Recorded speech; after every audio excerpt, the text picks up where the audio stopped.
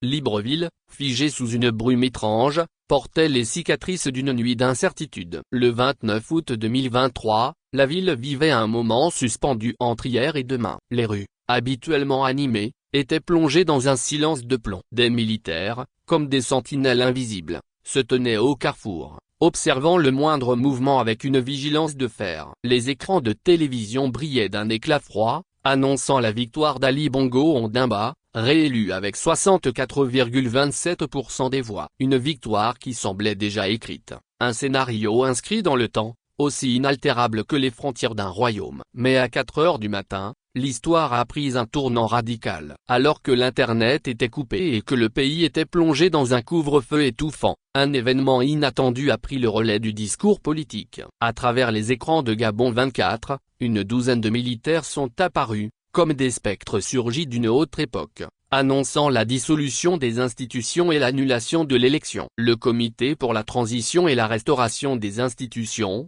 CTRI, était né, portant en lui la promesse d'un avenir incertain, mais aussi d'une liberté retrouvée.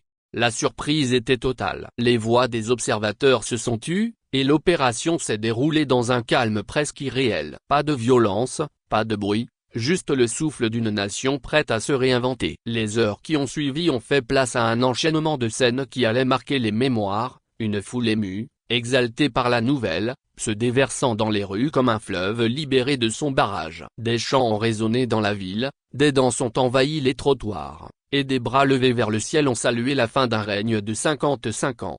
Le général Brice Oligui Nguema, figure incarnée du renouveau, est devenu le président de la transition. Ali Bongo, le fils d'Omar, l'ancien président, qui avait régné sans partage sur le Gabon, a été placé en résidence surveillée. Noureddin Bongo, son fils, accusé de haute trahison, a été neutralisé, symbolisant la rupture définitive avec l'ancien système. Le 30 août 2023, une date marquée d'une empreinte indélébile, est entrée dans les annales du pays comme celle où tout a changé. Ce fut un jour d'euphorie, un jour d'espoir, un jour où le peuple, longtemps étouffé par le poids du passé, a enfin respiré à plein poumon, dans la chaleur de la liberté retrouvée. Le vent du changement soufflait sur Libreville, et tout un peuple se leva, uni dans une danse collective du joie et de soulagement. Il n'y avait ni cri, ni violence, mais une profonde émotion, celle d'une nation prête à écrire un nouveau chapitre de son histoire.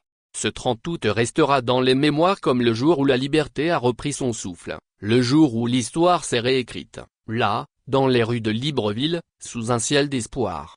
Par Mabimba Joseph Curti, journaliste citoyen, directeur de publication, consultant MK.